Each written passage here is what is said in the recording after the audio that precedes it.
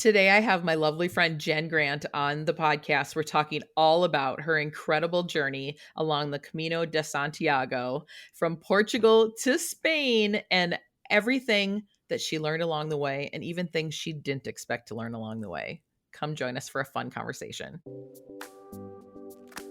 You're listening to the Girl Get Your Face Off a Bus Bench podcast, where we invite you to check your ego at the app, grab a cup of coffee, and get ready to dive into all things real estate marketing, social media, friendship, hardship, love, money mindset, and all the things that celebrate you as a badass boss babe.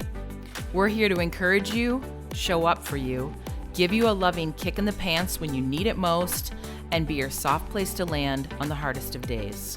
So pull up a seat at our table and get ready to be inspired and start living your best life by design. Welcome to the Girl Get Your Face Off a Bus Bench podcast. We are so excited you're here.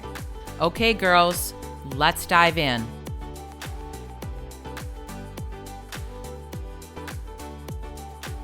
Bus Bench Babes, I have a special treat for you today. I have my friend Jen Grant on the podcast. We've been friends forever. She has walked over 500 miles on the Camino de Santiago trail from Portugal to Spain. And we're going to talk all about what she learned along the way. So thanks, Jen, for being here today. Oh my gosh, what a blessing. Thanks for having me.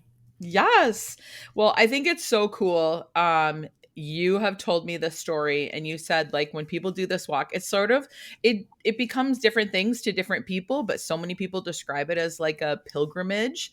And then they get to, is it the cathedral in Santiago? Is that Yep. And then they get there and just like people fall to their knees weeping and just all sorts of emotions. So Jen, I'm not going to give you the spoiler. Jen's going to tell you how this all played out for her. And we're going to talk about like all the different things she learned along the way. So, and Jen, you and I have known each other. We were trying to figure this out recently. Like at least 10 years. At least 10 years. It feels like probably closer to, maybe like I want to 12, say 15? It's closer to 12 or 14. Yeah, something like that. But yeah, we've known each other in all different phases of life. And I'm so lucky I get to call you one of my friends. It's super awesome. And I'm so thankful you're here today. So Jen, tell everybody a little bit about yourself. Oh my gosh, that is such a loaded question right out of the gate. So long story short, I am proud to say I'm 49 and I feel like I am starting the best year of my life. I am a speaker, speaking and sharing and supporting women, primarily women, is my passion, always has been, always will be. And I have a unique way of doing it, a diverse background. I support women entrepreneurs through networking. I live downtown Minneapolis. You can see behind me, I'm on the 22nd floor right now. I live here with my husband, and we're living our best life right now. So there's a lot that we could say, like, tell me a little about yourself. Well, in what arena? But that feels like enough. We'll cover more as we go forward, I'm sure. Awesome. Well, I'm just going to dive in because I have a whole bunch of questions that Sure. I think everyone is going to be super fascinated to learn about. And I didn't even really know about this walk until you mentioned it and you were training for it last year. And walk, we'll use that word loosely. And then all of a sudden, that is a reticulating activator thing like popped up. And now then everyone, and I heard like 10 other people that were talking about it. They're like, oh, I've done that. And oh yeah, that's a bucket list thing of mine. And I'm like, oh yeah, well, I actually know somebody that's doing it. So it was really fun to like follow along with your journey. But let's talk about, so you willingly chose to walk over 500 miles in Portugal and Spain, and you did this by yourself. Like, Yep. What about this, last year? What about that phase of life? And what was the big catalyst for this? So quickly, about 5 years prior is when I first heard about it. And Beth, for me, it was one of those things. The first time I heard about it, I went, oh, I'm going to be doing that. I just knew automatically that I needed to do it. It was one of those knowings, but you get the fear that creeps in, like 500 miles. I knew I wanted to do it by myself. I didn't know when, but I knew at that time what people learn about me very quickly is I'm a truster in the process. So I trust the process. I trust timing. So I knew at that time that it wasn't the right time, but that I would know when it was the right time. And last year felt perfect. I thought, the thinking when we get in the way of the plan, right? My first intention was that it would be last spring. And, other things came forward to take precedence over the timing of that. And I also knew it's kind of like the people who say, let's wait until we have it all together to have a baby, right? There is no perfect time for this. We just need to decide. And that's one of my favorite lessons is choice, right? So when spring wasn't the right time, I made the decision that I'm just going to do it and talk to a handful of people to like, is this crazy of me to think that I can do this? It would have been last fall, so just over a year ago, and received enough support. My husband, of course, was on board, and so I just decided it was just a decision I made to do it last fall. There wasn't a specific reason. Like there was no light bulb moment why it needed to be Mhm. last fall, other than I made the decision to do it. And when I go in, I want to go all in on it. So I picked it and did it. Well, it was so cool. You were so diligent about your training and your packs. And I'm like, you're not just going out for a little, like the hot mom walk with a weighted vest on. My God, you had like a heavy backpack and you're walking for like miles, Yeah. tens of miles Yeah. every day. It was really crazy. Yeah. I planned about 6 months prior to leaving is when I started the rigorous plan, and I planned every stop that I was going to take. The one compromise my husband and I, compromise isn't the right word, Beth, but the one thing that we agreed on, if I'm going to do a solo walk, he wanted to make sure that we already had a place where I knew I was going to stay every night. So I could Mhm. hand him an itinerary. That felt like a responsible thing to do, walking as a solo female. So about 5 to 6 months out is when we started planning. And by we, I loosely say me. It was all me planning all of it. I planned the dates. So I planned my route. So I knew exactly how many miles I would be walking each day. And I also started training at that time because I knew my highest mileage would be about 22 miles a day. And so I wanted to make sure, like, it's one thing to go out and do 22 miles one day, but when you're Mhm. doing it back to back to back to back, Yeah. day after day, that's a different experience for training. Especially like, women that do that 3-day breast cancer walk. They're Right, walking 20 miles 3 days in a row and then they're done. You're right. walking over 500 miles. So that's a completely different ball game. Yeah. And it's planning to be gone. I was gone for a total of 6 weeks. So there's a lot. I mean, aside from the walk itself, there's a lot back home to plan for. And, Mhm. with events and things that I had going on in business, like all of that stops, right? In the meantime, to be able to do the walk. Well, paint us a picture. Like, talk about the actual walk. Like, what is a day in the life of like the walk? You're walking by yourself. You're a solo woman traveling through countries where you don't speak the language. Like, what does it all look like? In a nutshell, I mean, the easiest way to say it, the terrain changed daily depending on where you're going. So the picture a lot of people paint, and I think I would have to admit that I probably did this too, is that you think you're walking through woods the entire time, and you're really not, because you're going through cities, right? You need to um, come out of the nature rather and into a city in order to stay. So most days, Beth, I wake up and I'm leaving either a small hotel, or maybe think of it like an Airbnb. I stayed at a lot of little small places or little guest houses, or one room rentals inside of the side of someone's home. So think of it like an Airbnb. You wake up in the morning, some of them had breakfast, many didn't. You put on your shoes, you pack your clothes, and you put everything on your back and walk out the door. For my average was 15 to 16 miles, but as low as 10 to 12 miles, all the way up to 22 miles. And during that span, I could be walking through city most of the day. I could be walking in country and then popping out into a city that afternoon, or a small village, right? So depending on the area I was in, the terrain changed, the path changed. Sometimes I was on boardwalk, sometimes I was next to the ocean, sometimes I was on cobblestone or in nature, walking through mountains and in the forest. So the terrain itself changed quite a bit, but the rhythm of it was pretty consistent. My job was to walk and eat and sleep and do the best I could to take care of my feet, of course. Oh my gosh. So talk about your feet a little bit. Oh man. So it's fascinating because I did not have any issues at home. I trained diligently. I was really, really good, very consistent, didn't do too many miles in the beginning. Like I really trained well, zero blisters. And within a couple days of being on the walk there, I had massive, disgusting blisters on my feet. What I realize now is it was the cobblestone. So the thing that I didn't Yeah, you couldn't consider have was even, cobblestone. right? And your feet, like if you think about how your feet move inside the shoes, right? If I'm always on flat surfaces, it's not even about the hills. I trained on steps, I trained on hills. But in the cobblestone, your feet are moving up and down inside their shoes. So they're rubbing differently than they ever did here.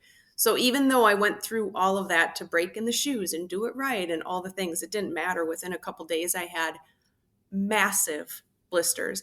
And as a silver lining expert, you find the goodness in the blisters. I chose to find the blessings in the blisters along with everything else. That's so cool. Did it any time along the way, did you ever feel like you were not safe? No, not Never. Yeah. once. I think that's Not such a once. misconception about like I every time I'm in Europe, I feel so safe walking around random weird cities, even at night. And I think so many people think like, oh my gosh, it's gonna be unsafe if I'm in Europe. And you're a single Right. woman walking in the Right. middle of nowhere by yourself. Yeah, it was fascinating. It is one of the number one questions I get regarding safety or how did I make myself feel safe? Or people assume I must have carried mace. I didn't carry any of that with me. Naive, I don't know, but I choose to believe I choose to believe that I live in a good space.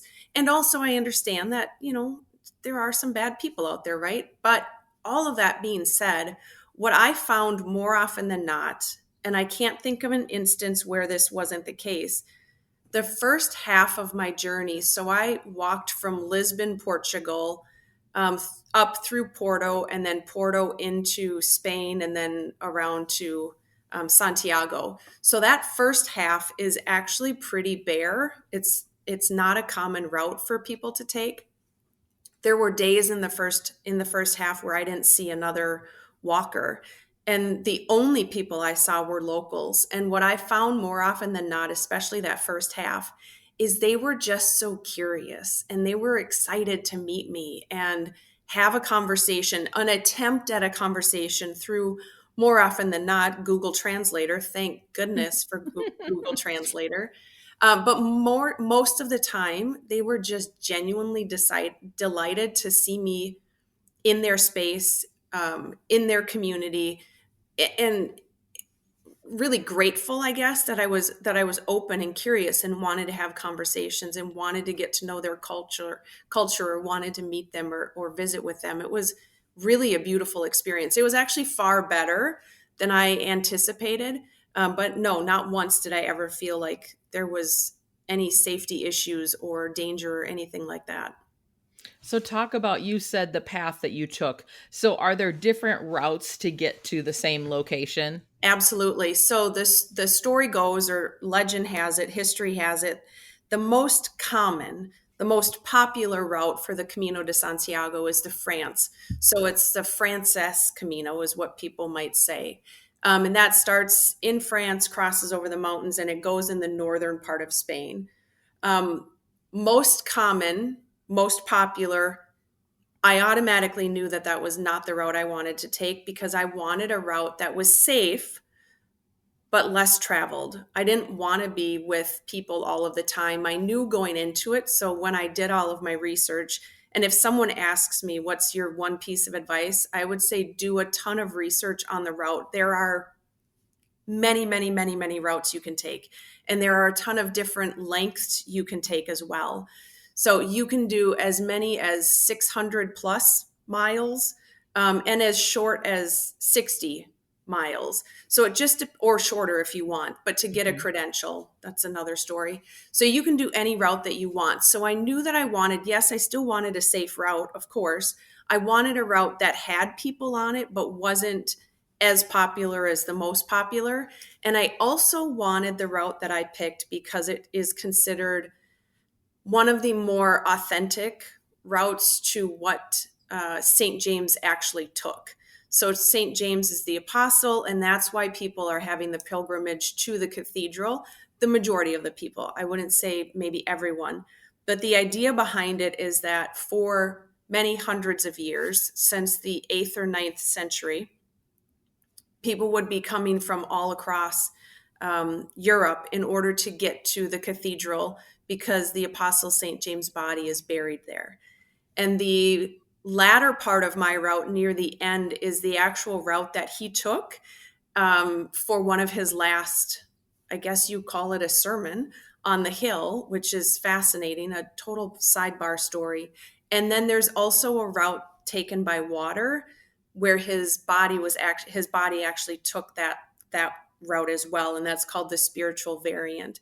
So the route that I took was very intentional for those reasons, because I knew it was still going to be safe, but it wouldn't be quite as busy. Plus, it was one of the authentic routes that he himself had taken. That's cool. Well, and you said they're like little markers like throughout the towns that kind of Yeah. like point you. Like Yeah. that's so crazy. So those have been there for hundreds and hundreds of years also? Many of them. I mean, I can't say for sure. I wasn't around, but that's my understanding. And there are different types depending on what area you're in. And of course, some of them, like some of the routes have been moved from the original as it becomes more industrialized or more popular. Mhm. Let's say they may have had to move part of the route. And it's my understanding that part of the route in France also had to move just as more people flock to it, right? You need to make Mhm. sure people are staying safe and it's part of their tourism. So what I loved about the route that I took, because it's not the most popular yet, a lot of it was still some of the original path, and you can see some of the old stones and the old work from hundreds and hundreds of years ago. That'd be really cool to see. Yeah, Yeah. it was really, really, really special. What's something that really surprised you about the whole experience? That's a good question. It surprised me. I knew, so I know going into these things, I'm a lover, and you know this personally about me. I'm a lover of transformation. I love personal development. I love finding the lessons in things. I love exploring. So I knew that I was really excited to see who I was going to meet at the end of it. Like, what version of me am I going to meet at the end of it? That was Mhm. really exciting to me. But I think what surprised me the most about it is how maybe different it was. And it kind of alludes to what you said earlier, how different it was at the end. That was really surprising to me, and yet also perfect. Um, so I think what surprised me is how the ending happened, and yet so perfect along the way because of who I am and what I love, which sounds messy and and shaded in secret. It's not secret at all, but it was just interesting to see how it all unfolded after hearing from so many people what their anticipation of the experience would be for me, and it wasn't what they thought at all. I feel like that's even better though, Yeah. Yeah, right? and it Instead of really having lends someone itself put a to, so going into it, one of the things I'd read from a dear friend of mine who's walked it 4 times now, I believe, he had shared, and I had learned a little bit about the Camino, and once I decided to do it, I stopped reading anything. I didn't want to watch the movies. I didn't want to read other people's books because I didn't want their experience to cloud my Mhm. own opinion of what I was going to see or walk into, because it's really easy. It has been really easy for me in the past to say, well, if Beth did it that way, then I'm going to do it that way too, right? Instead of just trusting my own judgment, which Mhm. is also part of the reason I chose the route I did, because it's not as common and it's more of a surprise to people. So it got to be my own experience. I got to lean into it. But the one thing that this friend had shared was that the Camino is going to do 3 things for you. It's going to give you something or teach you something brand new. It's going to help you finally release something, and it's going to help you remember something. So I went into the Camino with that expectation of finding those three things. And, we can call it law of attraction, call it whatever you want. But if you go into it with that expectation, you're likely going to find answers to those three things. And I think part of it was really interesting is early on, like within the first day or two, Beth, I had a sense, and this was kind of surprising. I had a sense that I knew what the Camino was going to teach me. And it just Mm. became more clear as each day passed. It was like, oh, there's another proof point. There's another proof point. There's another proof point. So that was interesting too, how when you set yourself up, like I didn't know what it was going to teach me going into it. But like I said, early on, right away, I thought I had glimpses, and it sure enough was exactly what I needed to learn, which also speaks to the whole experience and what that looked like as well. That's really neat.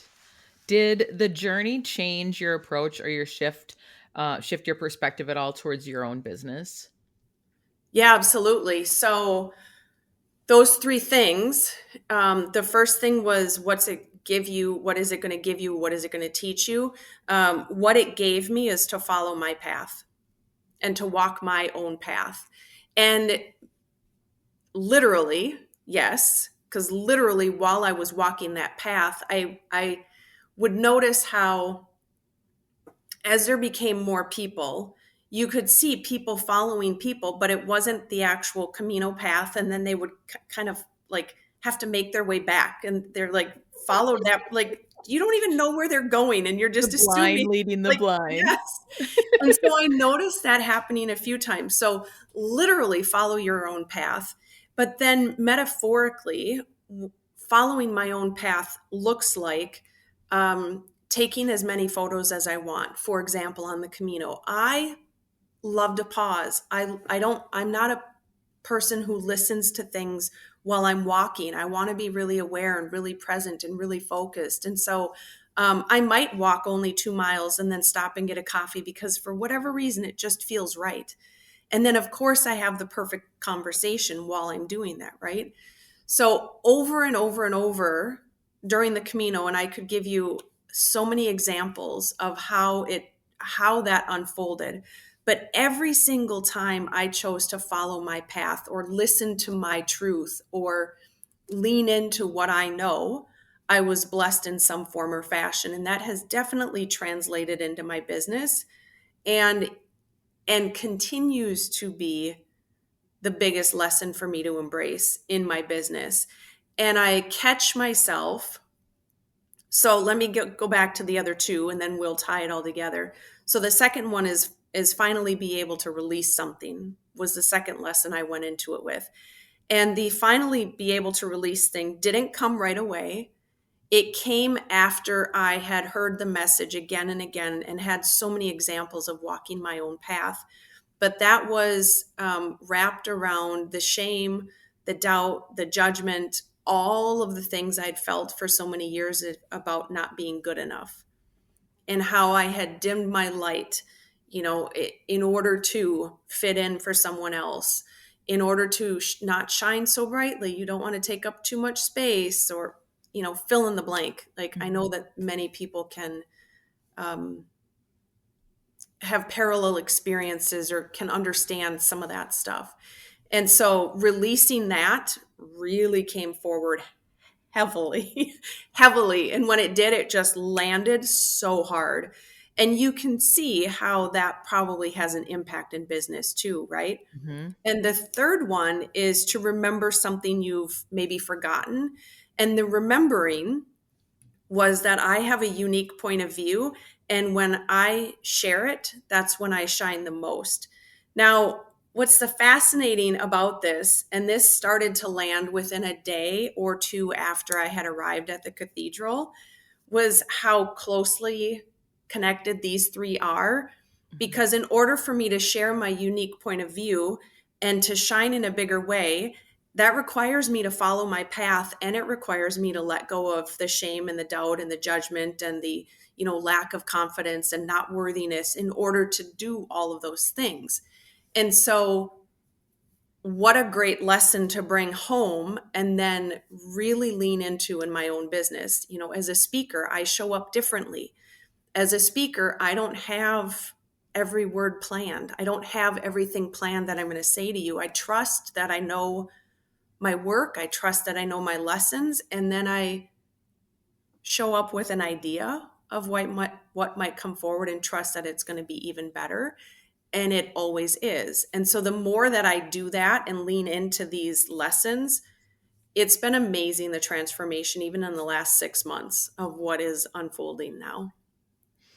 I think it's pretty incredible that you can go and do speaking engagement and not have like memorized cliff notes like so many speakers have to have in order to like say something Right. that really lands well. And you have a completely different approach to it, and that also is really, that's a superpower for sure. Thanks. Yeah, I love thanks. that. It was one of those things that I had been, and even at a conference recently, I was told over and over and over that I need to memorize and I need to know exactly and all of these things. And I could feel myself getting anxious and having like anxiety inside of me and like breaking down. Like, I don't work that way. And I was like, well, these people know better, right? Like, these are professional people. They know what's whatever. Just try it, Jen. Just try it. And so I'm like leaning in and it's falling flat and it fell flat and it fell and it was so horrible.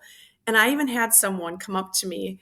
I won't name names here, but I had someone come up to me and ask if I was sure that I wanted to speak. And I was like, come on, Jen.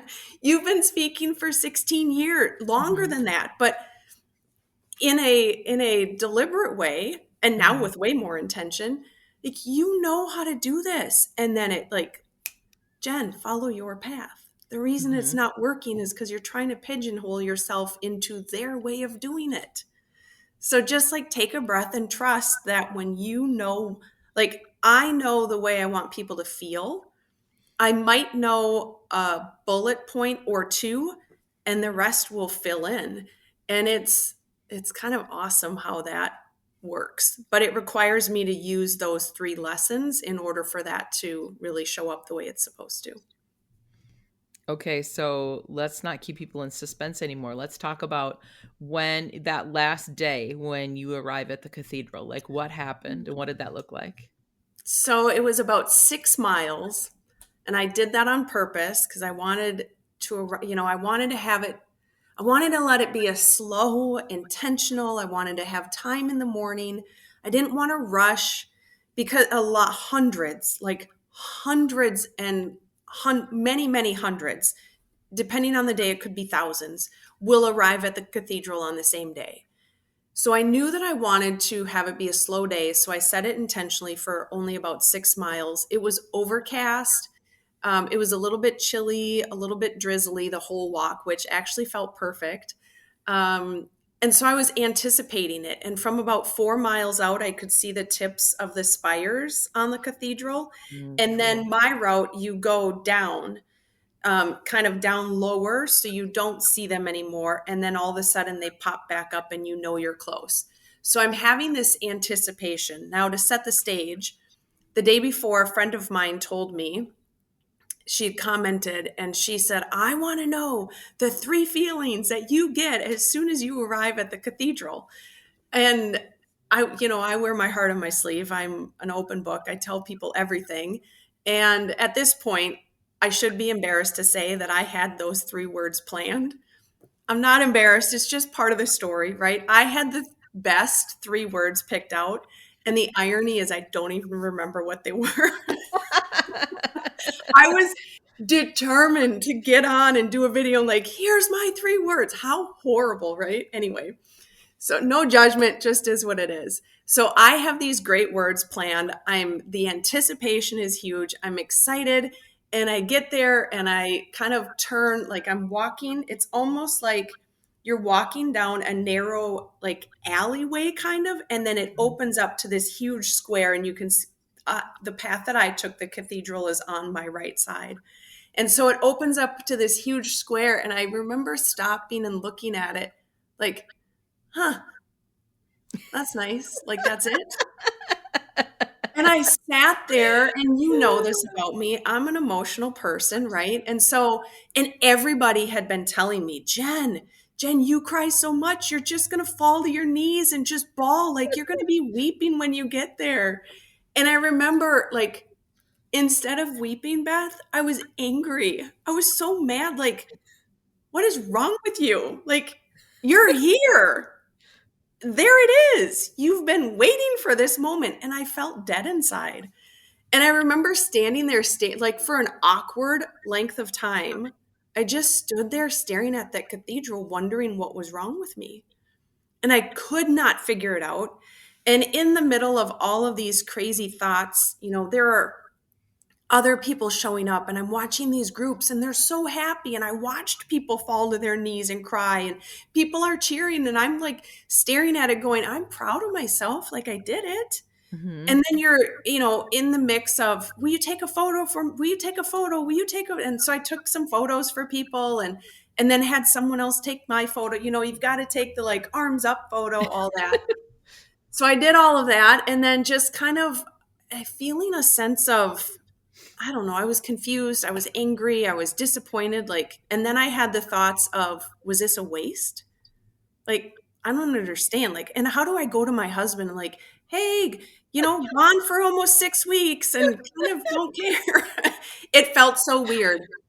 And so I found my hotel, and that night, I joke about this. You've heard me say this before. I joke about it, but I did what we all do, and I took it to Facebook, right? So I jump on a live video because all along I had been sharing my lessons. I'd been sharing some things that were coming forward, and people, I had grown connections of people who were curious about it at this point, right? So they were like celebrating and cheering me on. So I get on my Facebook live and I start talking about it, and then suddenly it hits me. And even just the moment of remembering, I can feel it. Um it was never about the cathedral. For me, it was never about the cathedral. For me, it was the journey, right? And so the quote that came to mind immediately is the Ralph Waldo Emerson quote. It's not about the destination, it's about the journey.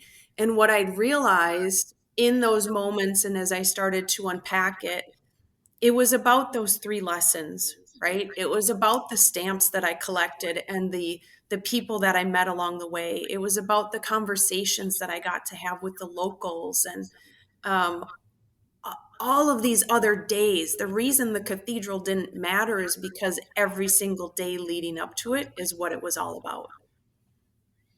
Oh my gosh, that's a really powerful just recognition of like how that all played out, instead of like beating yourself up like, why am I not having these emotions that everyone else is having? Yep. Yeah. Yeah, it was interesting. And what I realized within that time, and then, in the next day or two following it, is it was never about the cathedral, but it gets to be about both, right? Like, what I'm really grateful for is I had enough sense to be present each day on the walk. Mhm. I had enough sense to, without even knowing that I was walking with that quote in mind, that it's not about the destination, that it's not about the cathedral, it was about the day to day. I didn't have that in mind, but I had enough awareness of who I am as a person that the presence I gave to each day let me be really grateful for that journey. And what I think about and why I share that is because both get to be true. What I'm grateful for is getting to the end. And if it's not about the cathedral, Beth, what if I wasn't present during the journey?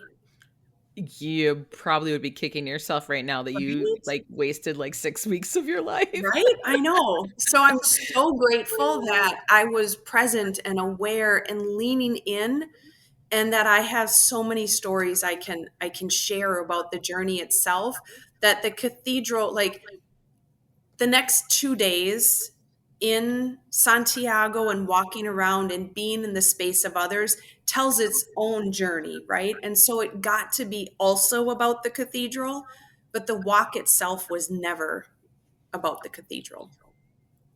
Hmm. How are you seeing parallels now in life to what your ending was like? You've got all these where it was like it was the journey all along, but like are parallels showing up today in like day-to-day life to what you were experiencing then? Absolutely. Absolutely. So with the networking group that I run, be mindful of how I speak. There's some expectation that it's going to look a certain way, or that there's a destination in mind, right?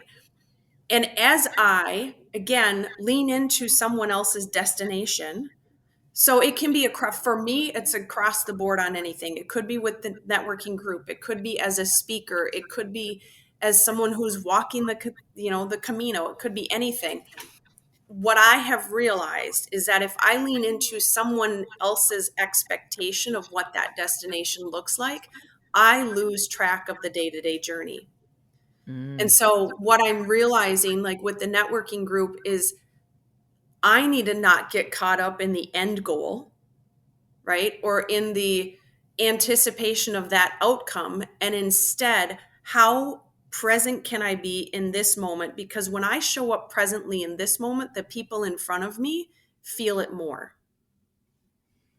And so if I detach myself from this outcome, this responsibility, this like it's such so vague. It sounds a little vague, but fill in the gaps. But if I attach or detach rather from some expectation outside of myself that is not my expectation, I get to show up in a brighter, more complete way, because now let's go back to those 3 lessons. Now I'm following my path.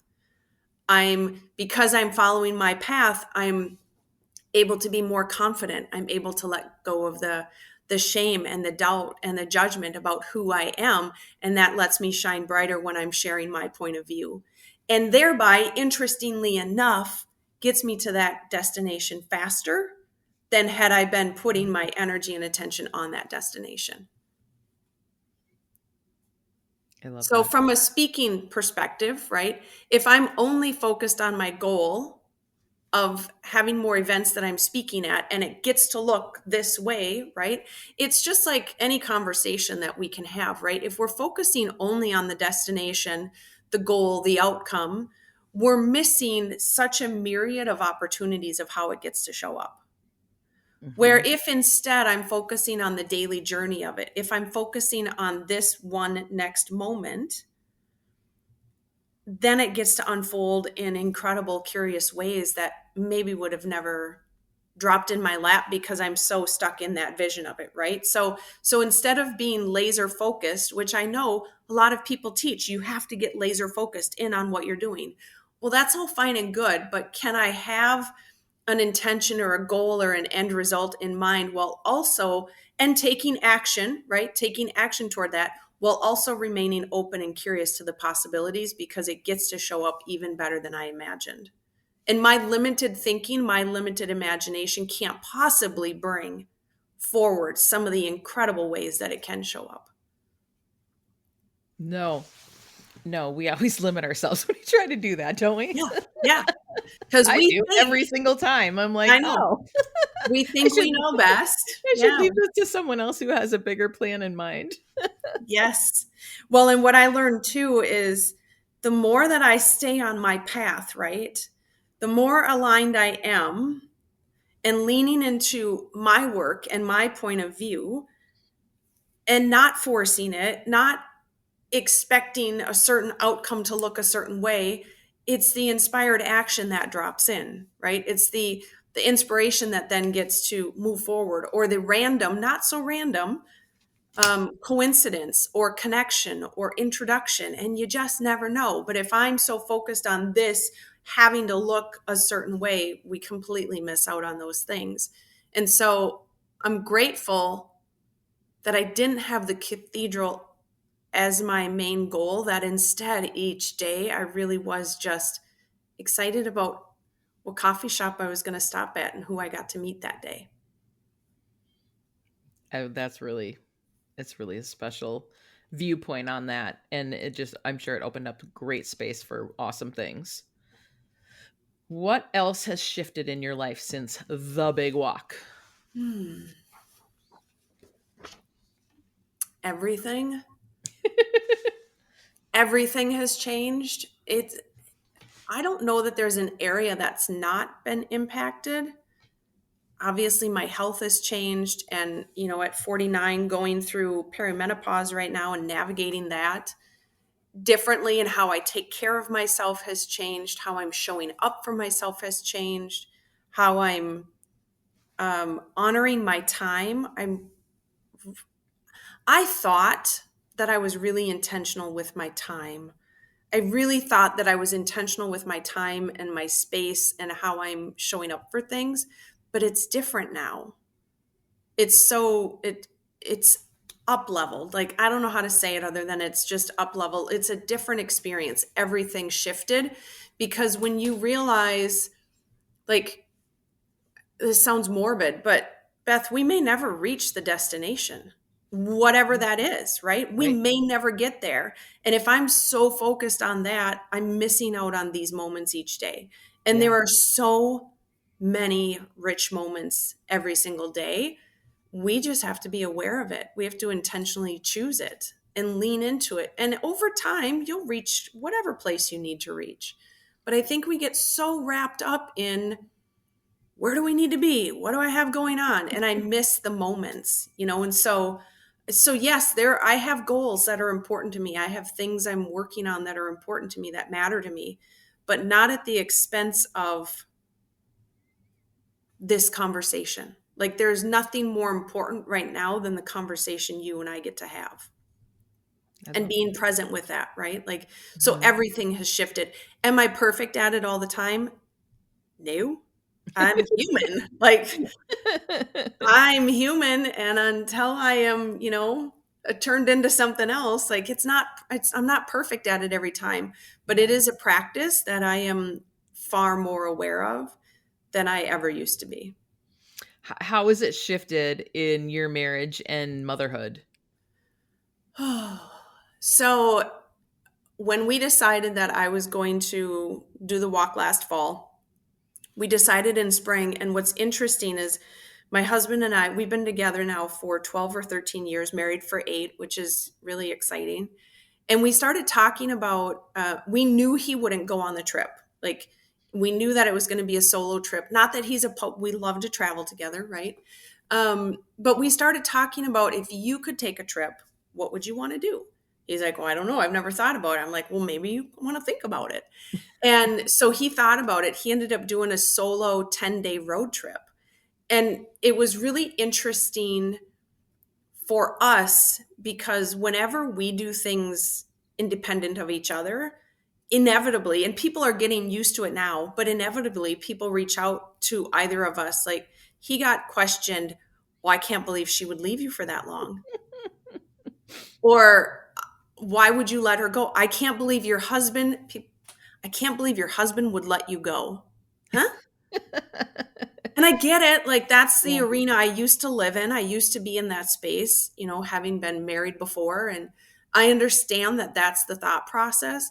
And so for him and I wouldn't say anything has shifted, but we have become more solidified in our belief that it's our marriage. And it Mm. doesn't have to look like anyone else's marriage. And if we trust each other and love each other and it works for us, I don't care if it doesn't work for someone else. That gets to be your baggage, not mine. And that used to be something I would care about. I would Mhm. feel like I need to make excuses or talk myself blue in the face explaining to someone so that they understand, so that they wouldn't judge me. I'm over it. Like, I'm over the judgment, because I'm not here to force anything. I am here to share my unique point of view. Lesson number 3, right? What am I supposed to remember? That I have a unique point of view. I'm here to share my unique point of view. And if it inspires someone, great, but I'm not here to force it. And that's one of the ways that this comes forward, is that we get to live this this relationship that works really well for us. And for my daughter, being a mom, I mean, she's a full-blown adult now at 28 years old, which is crazy in my brain. Uh, Seeing her as her own individual human, the more we see each other, I believe, in their sovereignty, the more we encourage them to shine in their own way. I'm not just like I'm not here to force other people to have a relationship the way we have it. I'm not here to force her to be a certain way or to live a certain way. My job as her mom is to love her and support her and love her. I guess love her, support her, and love her twice. um, so I don't think it's shifted anything. It's more solidified some beliefs that I had come into having and made them really strong.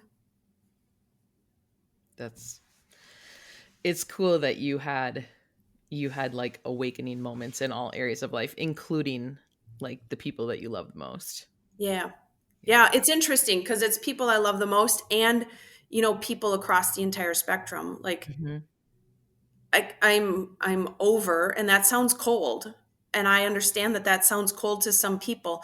And what I have learned, Beth, is it sounds the coldest to people who used to get away with using me. And Yeah. that Yeah. is something that has taken some like I'm over wanting things more than someone else wants it for them. I'm here to support you. I'm here to go all in with you, but you got to want it more than I do. And also not at my expense anymore, right? So I'm here to show up, inspire, serve, support, love on, but not force. I'm not doing it for people, and I'm not allowing myself to be walked on anymore either. Because now you see your value.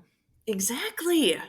Yeah. Yes. And I have to follow my path. And sometimes it's going to make people uncomfortable. And that's Yep. okay. Yep. And then sometimes, Beth, there was a woman who followed my journey. Someone connected us. And so we got connected and she started following my journey and she went on her own Camino. Cool. And Because she was so inspired by your journey. I love it. yeah.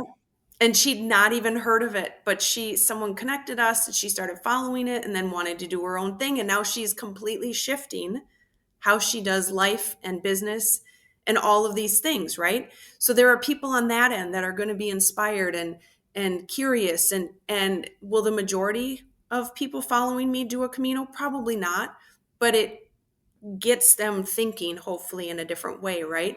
And then there's going to be people who are on the other end who don't like the change, and that's okay. I'm not your person anymore, and that's okay. What does life look like other than just like the stuff you just talked about right now? Are there other areas of your life that look different now that you're back? Do you have an area you're alluding to? Um, Tell me what you're thinking. I don't know. Like talk about like self-care and how you take care of yourself. It's when I first got back, my feet could not stop walking. They were so used to getting up, and this is the movement. Like I can hear the sound, like chung, chung, chung, chung, right? You know your own pace, right? Yeah. So when I first got back, my feet could not stop. I had to put on my shoes and just go.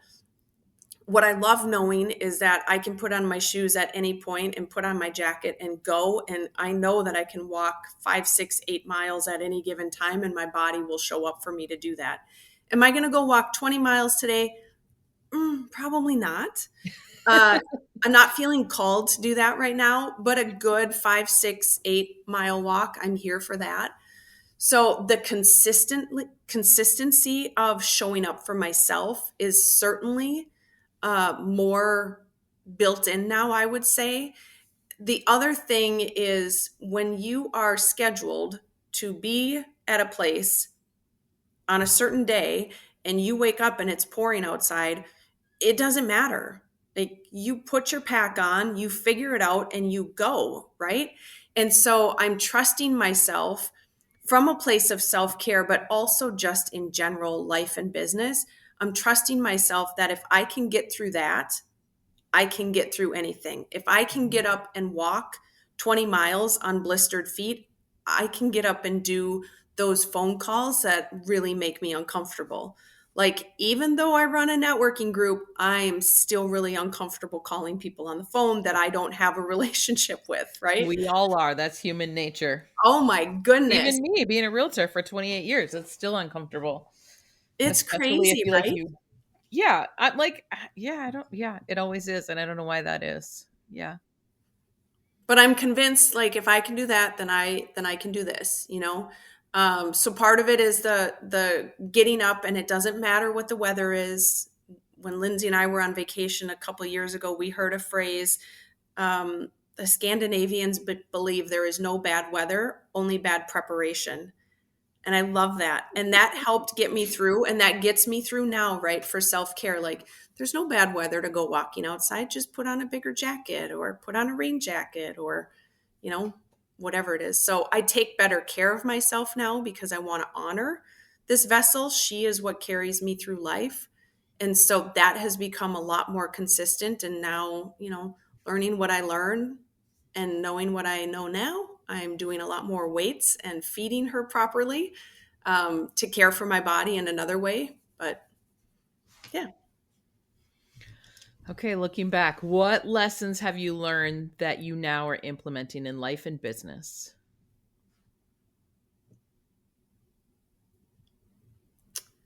from the Camino, Mhm. I think it's the three we just keep going back to.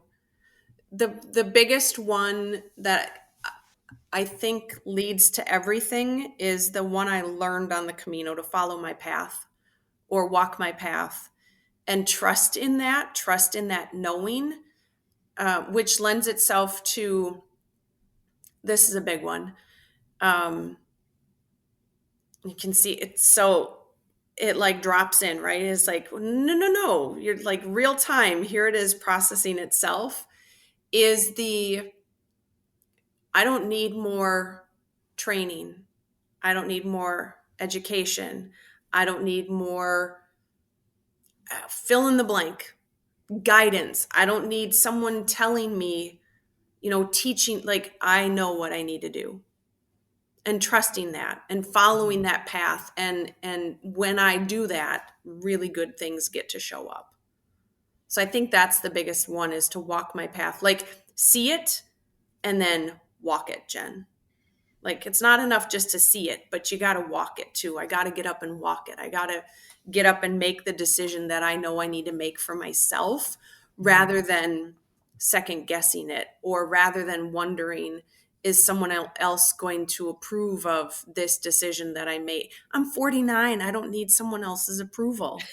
Like, maybe I'll have a conversation with my husband just out of respect, but there is no one that I need approval from in order to shine my light. I think that is a big That's a huge lesson. lesson that I'm embracing right now. Like, just shine, right? Just shine, because that's what I'm supposed to do. That's what we're all supposed to do in our own way, right? I think we're all supposed to do that, and I'm really good at supporting others to do that. And my journey right now is, how can I do that for myself? I think that's a beautiful note to end on right there. Like, how can you shine your own light? Yeah. Yeah. Mm. And if Well, I Jen, lose sight of me, who else has my sight? right, right. I just gave myself shivers. If I'm not going to shine my light, who's going to shine it for me, right? If I'm Yeah. so busy shining other people's lights, like, that's important to me. But then who's shining mine? I have to shine my own light. Mm-hmm. Shine, baby, Jen, shine. have tell people where they can find you. So come hang out with me on LinkedIn. You can find me at Love Jen Grant on LinkedIn. I am I'm on Instagram, but I'm more of a stalker. Like, I find people I love to follow on Instagram. So if you're looking for content on Instagram, not the place, but if you want me to, stalk you a little bit, I'm on Instagram at Love Jen Grant. Otherwise, my website is heyjengrant.com. Well, and you're on Facebook I too. am on Facebook. Yeah, Yeah. come hang out with me on Facebook. It's I think it's under Jennifer IR Grant. Jennifer I.R. Grant. Yeah, Love it. Jennifer Grant. It is I. Love it. Well, I'm so glad. I actually learned stuff about your 500 plus mile hike that I didn't know anything about. We've talked about it a lot. So that's kind of Awesome. cool. I learned something today too. Good. So I know people got some really good takeaways. So thank you for being here. Thank you for sharing your story. An honor. Thanks for having me. You're welcome. So until next time, bus bench babes, keep your face off a bus bench and keep being the badass boss babes that you are. Okay, girls, are you feeling as inspired as we are? We're over here cheering you on because you just finished another episode of the Girl Get Your Face Off a Bus Bench podcast. If you want more, head over to girlgetyourfaceoffabusbench.com for show notes and more episodes. And don't forget to subscribe and leave us a 5-star review. They mean the world to us, and they're what keep us going. Girl, thanks for being here.